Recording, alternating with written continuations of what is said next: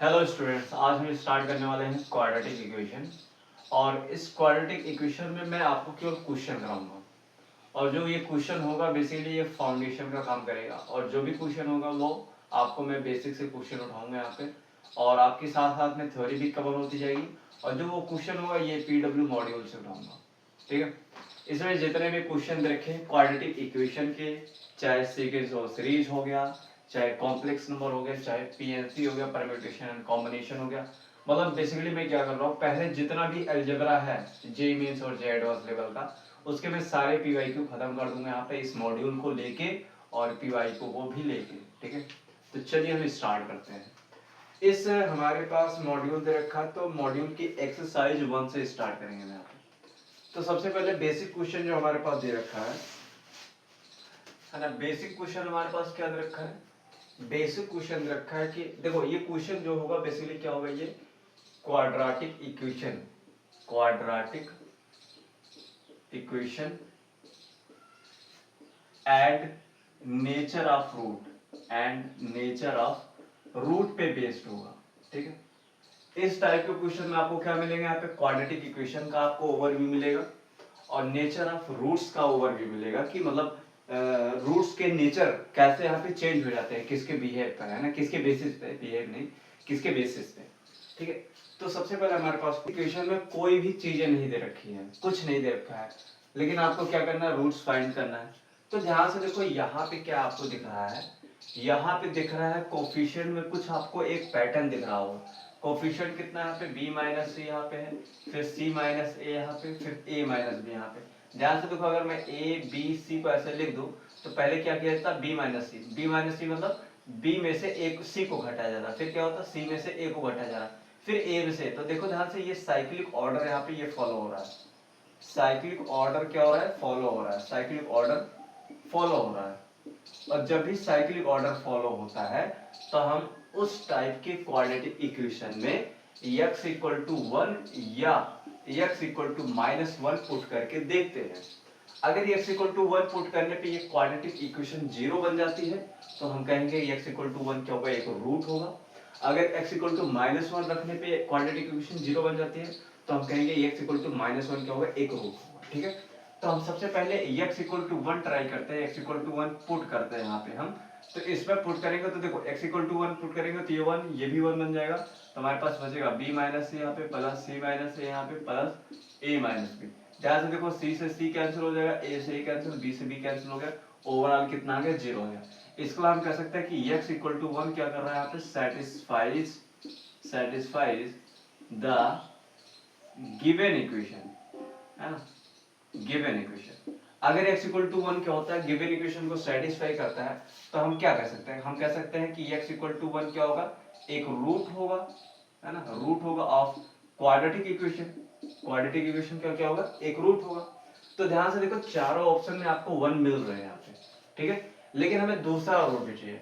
तो मैं यहाँ पे आपको एक हिंट देना चाहूंगा, जब भी आपको प्रोडक्ट ऑफ रूट बोले, है ना, बोले, और आपको यहाँ पे क्या हो, एक रूट मान लेते हैं, अल्फा 1 इक्वल टू दे रखा है, alpha equal to 1 is given, तो आप क्या करना है यहाँ पे देखो, प्रोडक्ट ऑफ रूट ना बोले, जब भी आपको एक रूट x इक्वल टू 1 दे रखा हो तो आप हिंट में ये लगाना कि प्रोडक्ट ऑफ रूट से हम दूसरा रूट फाइंड करेंगे। बात नहीं समझ में आई क्या? देखो, अगर आपको x इक्वल टू 1 दे रखा है, आप प्रोडक्ट ऑफ रूट से दूसरा रूट फाइंड करो, ठीक है। तो हमारे पास एक रूट कितना है, 1 है, तो मान लेते हैं ये अल्फा 1 है, अल्फा इक्वल टू 1 है, बीटा में नहीं पता, तो हमें पता है कि अल्फा इंटू बीटा क्या होगा, प्रोडक्ट, हमें बीटा नहीं पता, अल्फा इंटू बीटा क्या हो जाएगा, c बाई ए होता है ना, c कांस्टेंट टर्म और x स्क्वायर का कोएफिशिएंट, तो हमारे पास ये a minus B divide by b minus C हो जाएगा। अच्छा, अल्फा इक्वल टू 1 है, तो 1 की वैल्यू बीटा से होगा तो कितना है, बीटा ही आएगा, और बीटा इक्वल टू कितना आ गया, a minus B divide by b minus C हो जाएगा यहाँ पे, और a minus B divide by b minus C हमारे पास क्या हो जाएगा, ये दूसरा रूट आ जाएगा। तो हमारे पास दूसरा रूट ये है, पहला दूसरा रूट ये है, और पहला रूट ये है, तो कोई भी मैच करा लो, ये 1 c माइनस से नहीं, 1 यहाँ पे a माइनस भी, हाँ ये हमारे पास ऑप्शन करेक्ट हो जाएगा। तो इसमें मेन लॉजिक क्या था, मेन यहाँ पे पॉइंट ऑफ व्यू क्या था, यहाँ पे कोफिशिएंट आपको देखना है। कोफिशिएंट जब भी आपको दिखे क्वाड्रेटिक इक्वेशन में साइक्लिक ऑर्डर में दिखे तो आप क्या करो, x इक्वल टू 1 ट्राई करो या x इक्वल टू यहाँ पे -1 ट्राई करो। आई होप आपको ये क्वेश्चन एकदम अच्छे से समझ में आया होगा। चलिए हम यहाँ पे नेक्स्ट क्वेश्चन करते हैं। मॉड्यूल में जो सेकंड क्वेश्चन रखा है वो क्या रखा है, ये सेकंड क्वेश्चन क्या बोल रहा है, सेकंड क्वेश्चन बोल रहा है कि if A B C are integers, ठीक है, ए बी सी क्या है, इंटीजर है, and B square equal to यहाँ पे 4 टाइम्स ए सी प्लस यहाँ पे 5d स्क्वायर, जहां पे d जो है वो बिलोंग करता है किससे, नेचुरल नंबर से, then roots of the equation ax square plus यहाँ पे bx यहाँ पे plus c equal to 0 are. पहला ऑप्शन रखा है इर्रेशनल, है ना, इर्रेशनल रखा है। दूसरा रखा है rational and different. C option रखा है कॉम्प्लेक्स कॉन्जुगेट, और यहाँ पे डी रखा है रैशनल एंड इक्वल। ठीक है, ठीक है। दूसरा क्वेश्चन क्या बोलता है कि इफ ए बी सी क्या है, इंटीजर है, ए बी सी कैसा है, इंटीजर है, ठीक है, और उधर का B square equal to 4 into A C plus 5d square. अच्छा, हमारे पास क्या है, पहली जो इन्फॉर्मेशन वो क्या है, ए बी सी क्या है, इंटीजर है, ठीक है, इंटीजर है, या आप इसको आई से दिखा सकते हो, ठीक है, इंटीजर है। उसके वजह से दूसरी कंडीशन रखी है, दूसरा बोला है कि बी स्क्वायर जो होगा वो 4 टाइम्स होगा किसका, ए सी प्लस यहाँ पे 5d स्क्वायर, और जहाँ पे डी जो है वो क्या है, नेचुरल नंबर है, ठीक है।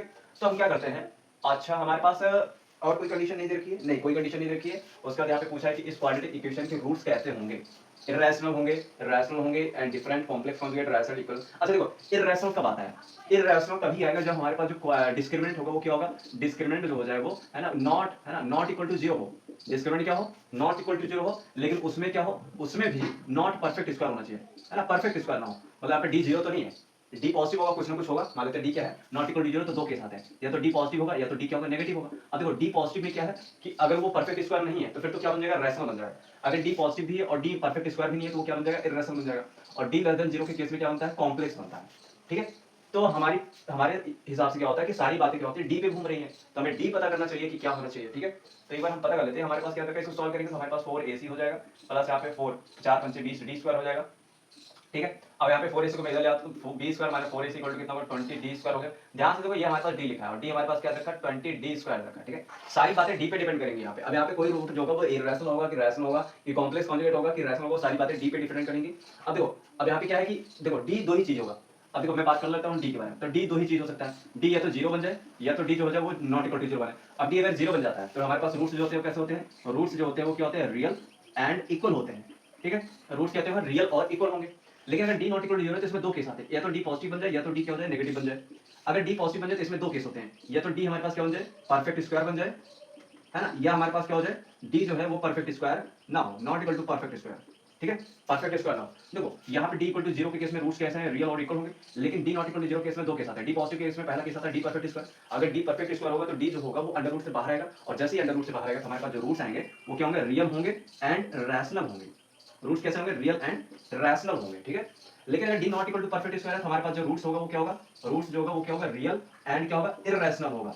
कैसा होगा, इररेशनल होगा, और इररेशनल रूट्स जो होते हैं वो कॉन्जुगेट पेयर में एग्जिस्ट करते हैं। तो हम कह सकते हैं कि यहाँ पे हमारे पास दोनों रूट्स कैसे होंगे, रूट्स रियल एंड इररेशनल, तो कॉन्जुगेट पेयर एग्जिस्ट करेगा यहाँ पे, कॉन्जुगेट पेयर क्या करेगा, एग्जिस्ट करेगा, और कॉन्जुगेट पेयर एग्जिस्ट करेगा तो बोथ रूट क्या होंगे यहाँ पे, both roots are real and real तो होंगे ही लेकिन इररेशनल होंगे, ठीक है, इररेशनल होंगे, ठीक है ना, रैशनल नहीं होंगे, रियल भी होगा और रैशनल इररेशनल भी होगा, ठीक है। अब डी लेस देन 0 के केस में क्या होता है कि जैसे ही डी छोटा होगा 0 से तो अंडर रूट के अंदर क्या हो जाएगा, नेगेटिव क्वांटिटी बैठ जाएगी, नेगेटिव रियल नंबर होगा। और आपको पता होगा कि अंडर रूट के अंदर अगर जैसे नेगेटिव बैठता है तो उसे हम क्या बोल देते हैं, यहाँ पे उसे हम बोल देते हैं इमेजिनरी या कॉम्प्लेक्स बोल देते हैं। तो हमारे पास रूट्स जो आएगा वो क्या आएगा, कॉम्प्लेक्स आएगा, और कॉम्प्लेक्स कॉन्जुगेट होगा, ठीक है। तो हमारे पास ध्यान से देख सकते हैं कि हमारे पास डी कितना के इतना आ गया। अगर मैं श्रीधराचार्य फॉर्मूले से, श्रीधराचार्य वाले फॉर्मूले से रूट्स का फॉर्मूला लिखूं, या हम कह सकते हैं कि रूट्स जैसे फाइंड करते हैं, मैं इसका फॉर्मूला लिखूं तो ये इक्वल टू होता है minus B plus minus under root यहाँ पे डी डिवाइड में क्या होता है, 2a होता है। अच्छा ये क्या होता है, श्रीधराचार्य ने दिया था, मैथमेटिशियन थे हमारे, तो उन्होंने क्वाड्रेटिक्स से रूट्स फाइंड करने का डायरेक्ट फॉर्मूला दिया था उन्होंने। हालांकि इसका एक क्या होता है, परफेक्ट स्क्वायर पहले बनाया जाता है यहाँ पे, है ना, इसका क्या होता है यहाँ पे, परफेक्ट स्क्वायर बना के ये हमारे पास आंसर आता है, ठीक है। तो इसमें दो रूट ऑलरेडी एग्जिस्ट है, देखो यहाँ पे प्लस माइनस तो एक हो जाएगा माइनस बी प्लस यहाँ पे under root D divide by 2a हो जाएगा, और दूसरा हमारे पास माइनस बी यहाँ पे minus under root D divide by क्या हो जाएगा, 2a हो जाएगा, ठीक है। अगर मैं यहाँ पे क्या करता हूँ, पहले रूट मान लेता हूँ अल्फा मान लेता हूँ, इसको मान लेता हूँ बीटा, तो हमारे पास अल्फा कितना आ गया माइनस बी यहाँ पे, और डी की जगह पे क्या होगा 20d स्क्वायर। जैसे ही बी से डी स्क्वायर हमारे पास अंदर बैठेगा तो डिवाइड में कितना लगेगा 2 ये लगेगा। मैं यहाँ पे माइनस बी, यहाँ पे ये 4 5 20 होता है तो 2 बाहर आ जाएगा, 2 बाहर आएगा तो अंडर रूट क्या बचेगा यहाँ पे 5 और डी भी बाहर आ जाएगा तो डी हमारे पास डिवाइड बाय 2 ए आ गया। ठीक है, तो हमारे पास ये आ गया। अब यहाँ पे बोला इसलिए रूट्स कैसे होंगे, अब यहाँ पे क्या एबीसी इंटीजर बिल्कुल, अगर मैं माइनस बी यहाँ पे प्लस यहाँ पे 2 रूट 5 डी यहाँ पे डिवाइड में क्या लिख सकता हूँ 2 यहाँ पे, ये देखो ए इंटीजर तो मल्टीप्लाई कितना होगा, ये भी इंटीजर होगा, इंटीजर होगा, ये भी इंटीजर है, इंटीजर है, और ये हमारे पास क्या, अगर मैं इंटीजर को रैशनल मान लूं कोई दिक्कत तो है नहीं क्योंकि रैशनल के अंदर ही इंटीजर आता है, तो ये भी क्या होगा, अगर मैं इसको रैशनल मान लूं और इसको देखो ये क्या है इररैशनल है क्योंकि हमारे पास अंडर रूट में कुछ ना कुछ आ रहा है, अंडर रूट में जब भी प्राइम नंबर आता है या अंडर रूट में वो नंबर है जो परफेक्ट स्क्वायर ना हो वो क्या होता है इररैशनल होता है, तो रैशनल प्लस इररैशनल क्या आता है इररैशनल आता है, और इररैशनल को डिवाइड करेंगे हम यहाँ पे इंटीजर बेसिकली रैशनल होता है तो रैशनल से डिवाइड करेंगे तो हमारे पास क्या आएगा इररैशनल ही आएगा, तो हमारे पास जो रूट्स आ गए वो कैसे आ गए, अल्फा क्या आ गया इररैशनल, अगर बीटा भी वही आएगा तो हमारे पास जो आंसर हो जाएगा वो क्या हो जाएगा ए वाला ऑप्शन करेक्ट हो जाएगा। ठीक, आई होप आपको ये बढ़िया, ये क्वेश्चन काफी ठीक था, मतलब ठीक था, बेसिक लेवल यहाँ पे आपका कंसेप्ट क्लियर करने के लिए। ठीक, तो आई होप आपको ये क्वेश्चन समझ में आएगा। हम लेते हैं तीसरा क्वेश्चन।